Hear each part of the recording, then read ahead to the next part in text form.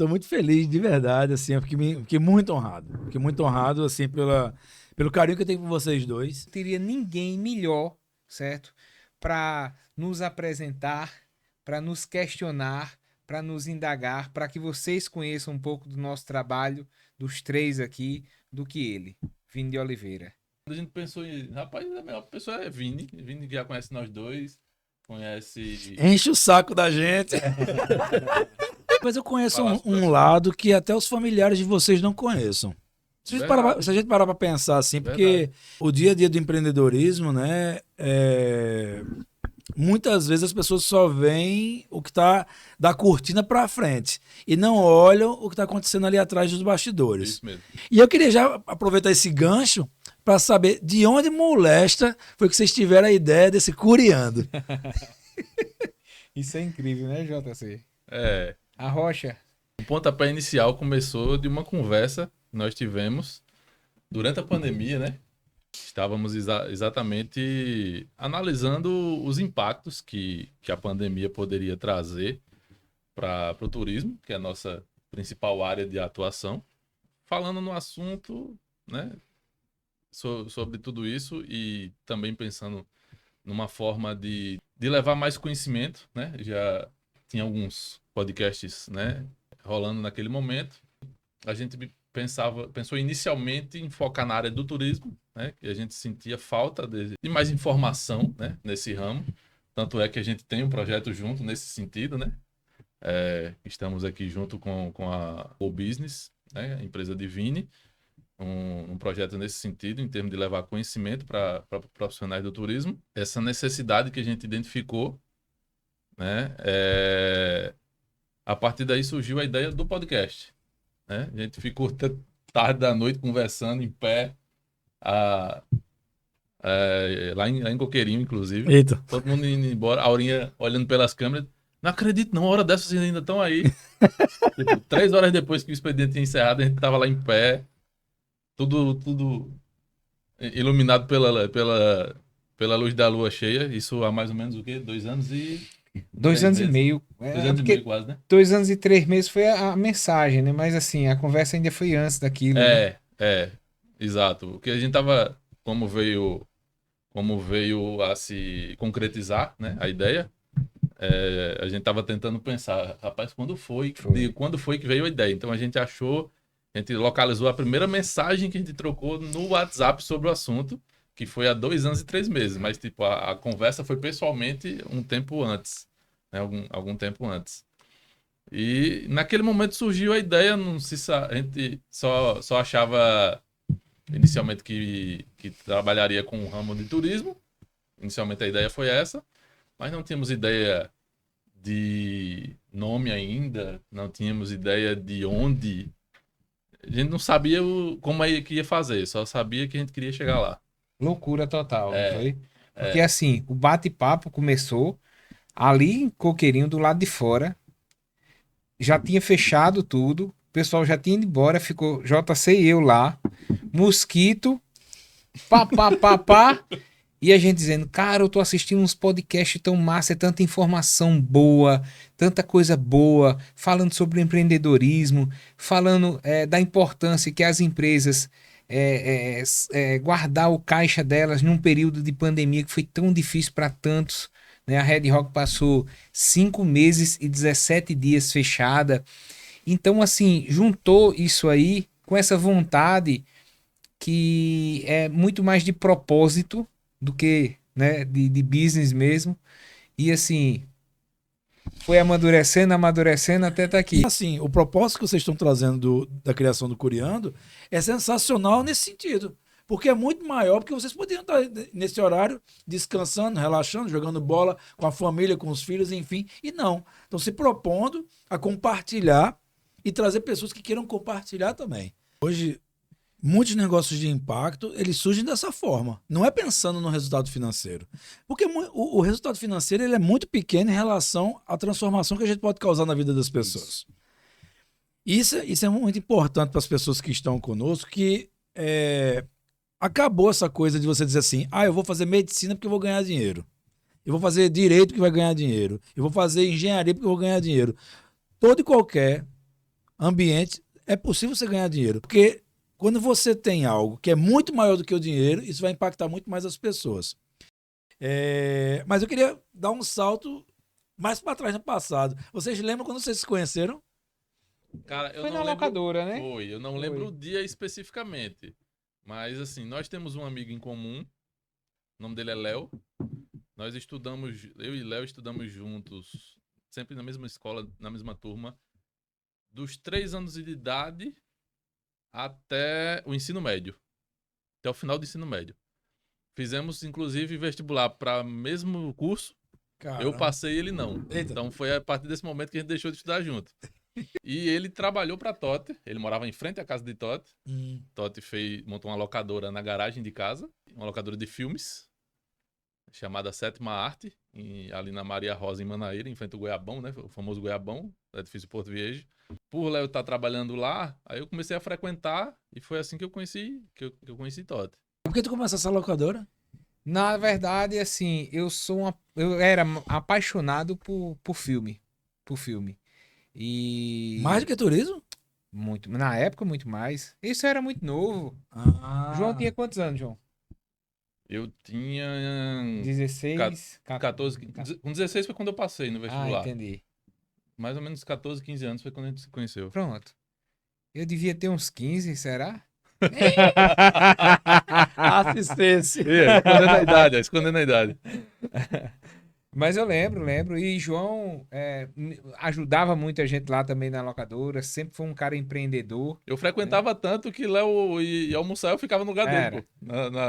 Eu já sabia fazer o contrato de locação, tudo. Já fazia tudo, já desenrolava. Tanto que eu ia lá. E o Curiando, a gente falou do porquê, mas o nome surgiu de onde? Quem não é do Nordeste já deve achar estranho que moleque quer dizer Curiando. Curiando, exatamente. Quando a gente definiu que não ia tratar apenas da área do turismo, né? Vamos tratar de assuntos gerais.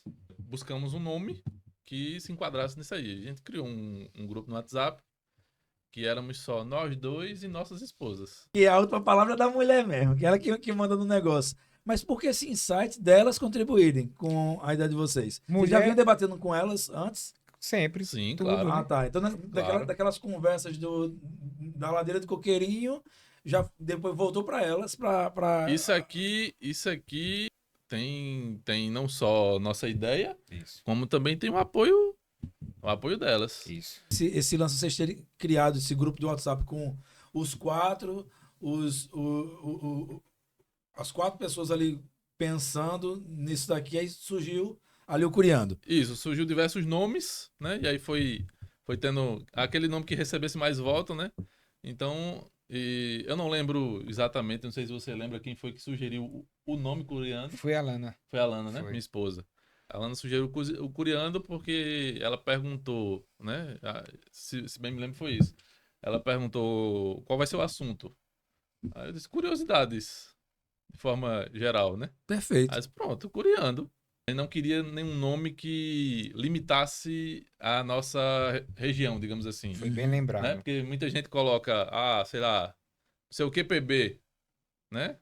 Que meio que identifica que você é da Paraíba. Muitas vezes isso faz com que os telespectadores meio que se limitem, né? Você mesmo já está se limitando ao seu estado, seu único lugar. Mas ao mesmo tempo a gente queria ter uma certa característica mostrando de onde a gente veio.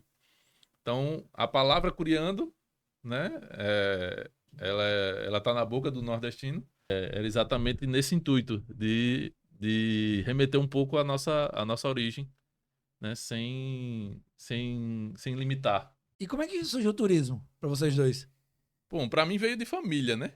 Quando meu pai ele é do interior do Rio Grande do Norte, mas eles acabaram indo morar no Rio de Janeiro.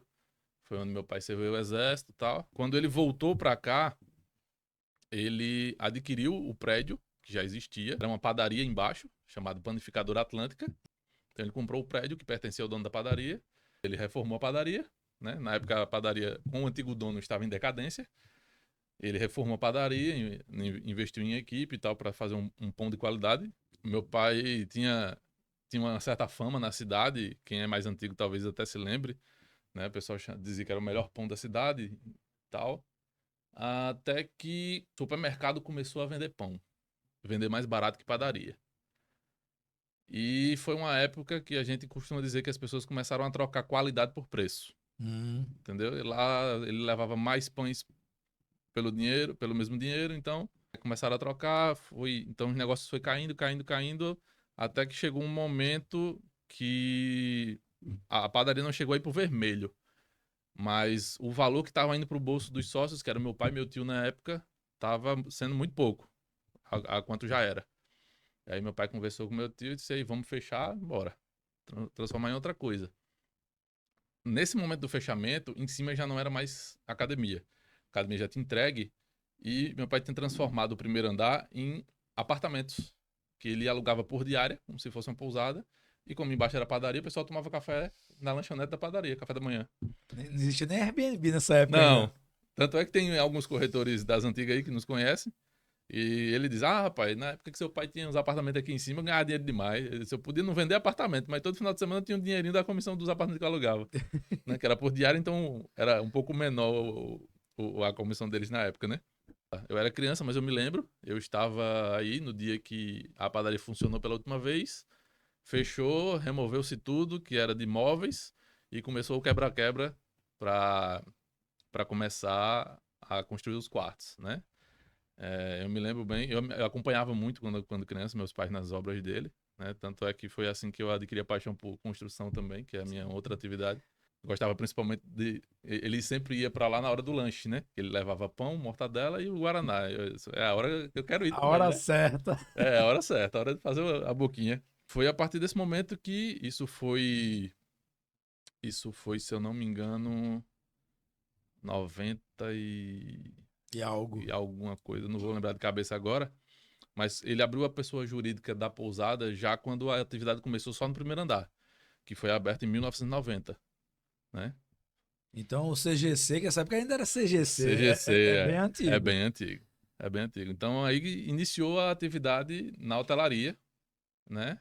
Que com o passar do tempo foi se ramificando, né? Depois meu pai abriu a segunda unidade na praia, que é onde meu irmão administra, na costa do Atlântico, né? Ali na Visão Verde Green. E depois meu irmão também partiu para a parte de passeio de barco, né? Eu também fiz a minha ramificação em termos de passeio também. Então, Então o DNA do turismo veio daí. veio daí. João cresceu Veio daí. dentro de pousada. Ah, rapaz, agora faz sentido gostar de obra e gostar de turismo. Por férias escolares eu já vinha para Já cá. ocupava o tempo com isso, né? Eu ficava como maleiro, carregava mala, a galera me dava gorjeta, R$2, R$5, eu já ficava feito pinto no lixo já.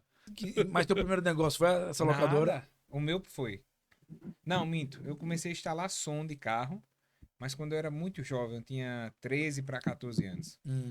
Gostava muito de instalar som de carro e tal. Depois veio a locadora.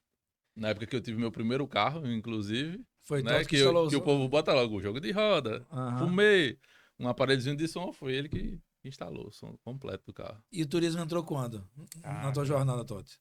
Porque eu vou sei que dizer. você é um extremamente apaixonado e você vive as rotas por conta muito da sua história de vida também, né? Então, aí eu achava que tinha começado pelo turismo. Não, não, não. Minha mãe, em 1986, E algo. 87, me apresentou Coqueirinho, a praia de Coqueirinho. Então eu lembro como se fosse hoje a primeira vez. Eu pensava que a gente estava indo para Lucena. Quem já foi para Lucena sabe que Pontinha lá em Lucena, quando a maré seca, você dá aquela caminhada longa, forma aquelas piscinas. E eu me apaixonei por aquilo ali. Eu criança, 5, 6 anos de idade. Daí a gente pensava que ia fazer aquela farofada lá em Lucena, mas não era. A farofada ia ser em Coqueirinho dessa vez. E eu reclamando, a gente não tá indo pra Lucena não, a gente não tá indo pra Lucena não. Mas quando chegou naquela ladeira do Coqueirinho, a famosa ladeira, a mais famosa ladeira da Paraíba, né? Aí eu me apaixonei. Então, assim, são mais de 30 anos ali dentro daquela área. E fui crescendo, adolescência, praia, curtição, tudo.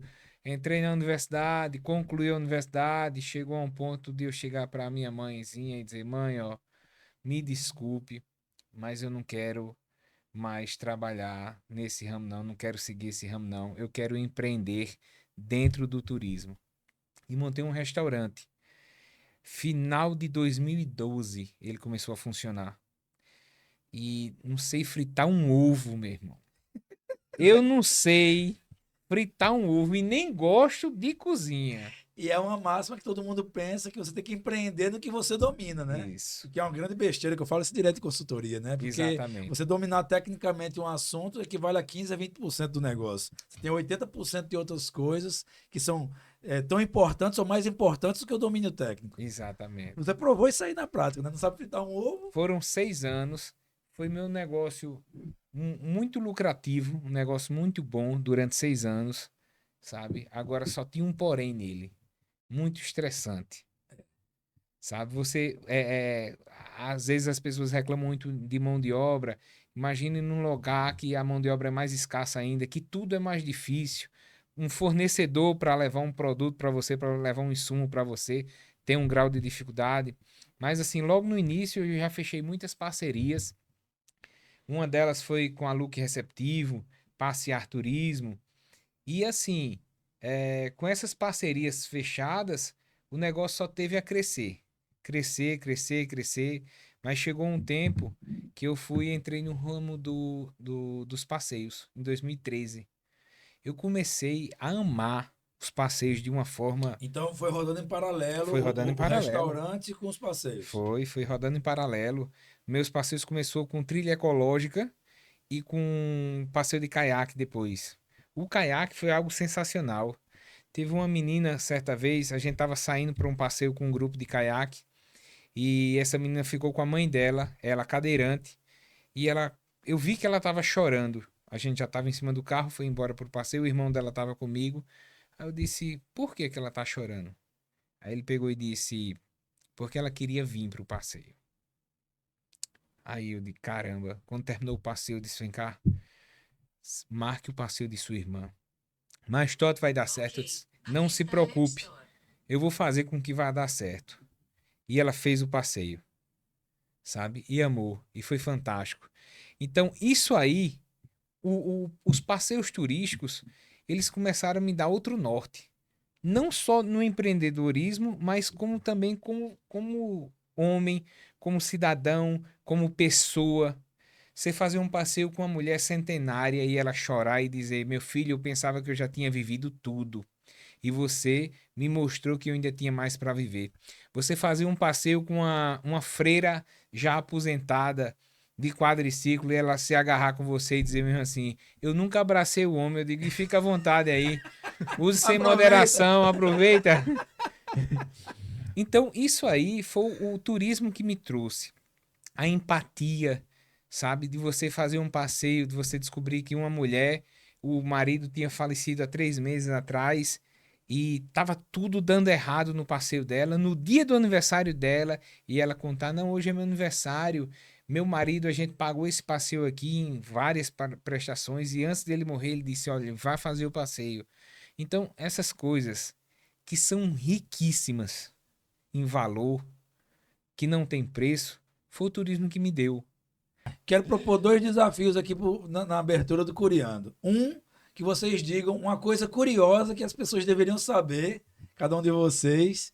E outro, que vocês, toda pessoa que vem aqui, vocês pedirem para essa pessoa indicar quem deveria vir para cá para participar de um podcast. Sobre nós, você quer dizer, né? Não, sobre qualquer coisa, Sobre qualquer coisa? o que vocês acharem certo. interessante.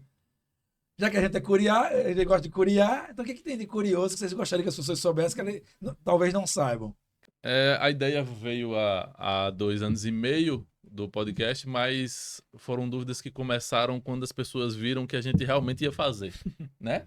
Quando viram que a gente realmente ia botar pra frente a ideia. Veio, tanto pra mim quanto pra Totti, veio muitas perguntas iguais, no sentido: isso dá dinheiro? Isso vai render dinheiro? Vocês vão ganhar dinheiro com isso? E, cara, eu acho que se a nossa principal preocupação fosse essa, por isso que me remeteu à curiosidade. A maioria das pessoas que estão preocupadas só com isso, geralmente procuram o quê? no meu ponto de vista. Estabilidade. E quando se fala em estabilidade, apesar de eu concordar com o Flávio Augusto, quando ele diz que estabilidade não existe, a maioria das pessoas, quando pensa em estabilidade, pensa em emprego público. Então, se fosse para seguir nessa linha, não precisaríamos estar aqui, né? A curiosidade é... Eu passei em 9 concursos, fui chamado em 2, o resto eu fiquei em lista de espera. E nesses 2 que eu fui chamado, eu neguei a ida em todos os 2. Muita gente me perguntou, quando eu neguei, se você não queria, para que você fez? Se eu tivesse sido chamado na época em que eu passei, provavelmente eu teria assumido. Mas para você ver o quanto o compromisso com a evolução, quando é grande, todos os 2, eu fui chamado, coincidentemente, todos os 2 foram chamados 4 anos depois que eu passei. Os 2 foram da mesma forma. E naquele momento, já não era mais interessante para mim. Já não era mais interessante para mim. De repente foi o universo conspirando para que você não eu mudasse também seu penso, rumo. Eu também penso dessa forma. Eu penso isso aí. Eu também penso dessa forma, exatamente. Assim, obviamente que isso não tirou a minha, digamos assim, importunação mental, né? Eu passei algumas noites sem dormir, mesmo tendo... Eu disse não e tinha certeza da minha decisão, mas ficou aquele negócio na cabeça, né? Típico de quem tem uma grande... sofre de ansiedade. Caraca, estudei tanto, passei anos estudando, fiz cursinho, estudava em casa até tarde da noite. Pra passar numa prova, um deles, inclusive, teve teste físico, eu fiz o teste físico, passei. E pra no final das contas você dizer não, tipo, veio aquele estalo na mente, mas eu tenho certeza da minha decisão, não é mais interessante pra mim, mas o tempo me fez observar certas coisas que eu comecei a não ver com tão bons olhos o emprego público, né? Eu vi pessoas que tinham toda uma vida no setor público e estavam perdendo rendimento, simplesmente por questões políticas. Eu disse, rapaz, dá pra mim não. Eu penso que uma parcela significativa do nosso estado poderia se desenvolver muito melhor se as pessoas não estivessem tão preocupadas em ou se manter na política ou entrar na política. Ou no ambiente público. Independente de você ser efetivo ou comissionado, você sofre com as mudanças políticas que Esse cabo de guerra é muito, muito intenso no nosso estado. Eu acho que se as pessoas virassem a chave para buscar outras formas de desenvolvimento, não essa apenas atrelada à política, eu acho que a gente teria um estado ainda muito mais pujante do que a gente já tem. Com certeza. Foi a partir daí que eu disse, rapaz, se a única coisa que me atraía era a estabilidade e eu não estou vendo estabilidade, né? Então, pra que eu vou? Jéssica Barros está dizendo aqui que curiosidade está no sangue da família. É da família Exatamente, de quem, hein? é minha irmã. Exatamente. Uma coisa curiosa. Olha, Vini, uma coisa curiosa sobre mim é o seguinte. Hoje a gente vive numa sociedade muito... A gente vive muito focado em sucesso, focado em palavras que as pessoas não sabem nem o que é que significa realmente sucesso para elas. E eu costumo dizer o seguinte, sabe? Eu sou uma pessoa muito aberta à vida.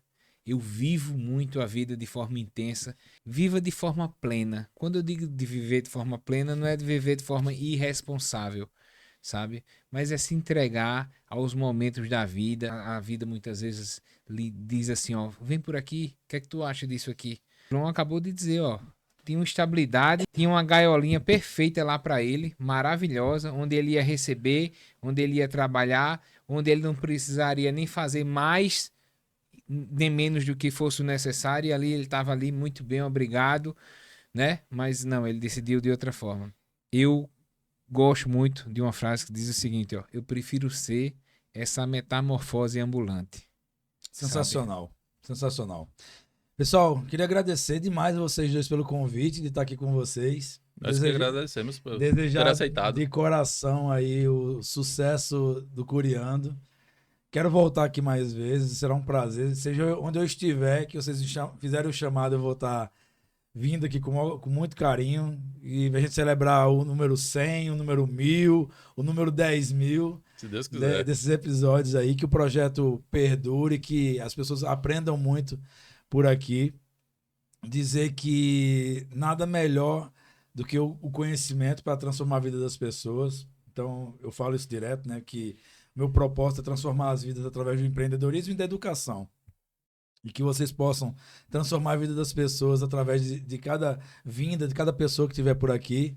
Sabe, vocês têm um irmão, têm um amigo, têm um parceiro para o que vocês precisarem. E para mim é uma honra enorme dizer para todos que estiverem conosco aqui, estiveram aqui conosco ao vivo, que vão assistir depois esse episódio, que vão acompanhar aqui esse projeto, que é uma sementinha, e toda sementinha ela leva um tempo para germinar, mas tem que dar o primeiro passo, e o primeiro passo foi dado. E muito obrigado por ter dado essa oportunidade de estar aqui com vocês hoje. Sucesso demais. Eu que agradeço também, nós agradecemos, né, Jota? Exatamente. Porque, assim, isso aí é um projeto que começou há 2 anos e meio atrás, e como o João disse agora, e a gente estava conversando anteriormente, é muita gente que chega pra gente dizendo assim, ó, isso dá dinheiro? Isso é uma pergunta usual hoje em dia, né? Isso dá dinheiro? Isso dá dinheiro? A gente nem quer nem dinheiro, nem fama. A gente não inicia um projeto desse jeito. Claro que todo projeto ele tem seus custos, mas a gente montou esse projeto dizendo assim, isso aqui vai ser um escape, uma válvula de escape, tanto para a gente como para muitas outras pessoas, trazer pessoas aqui incríveis, que vai ensinar, que vai contribuir, que vai incentivar ao crescimento de todos vocês que vão estar nos assistindo, certo? Isso aí é a pedra fundamental aqui para nós, para a gente. Pessoal, muitíssimo obrigado a todos vocês que estiveram, estarão e estão conosco aqui online no Curiando. Mas o Dre aí vai estar postando quem serão os próximos convidados. E esperamos vocês todos lá. Vem pro Curiando. Beijo no coração, que Deus os abençoe. Valeu.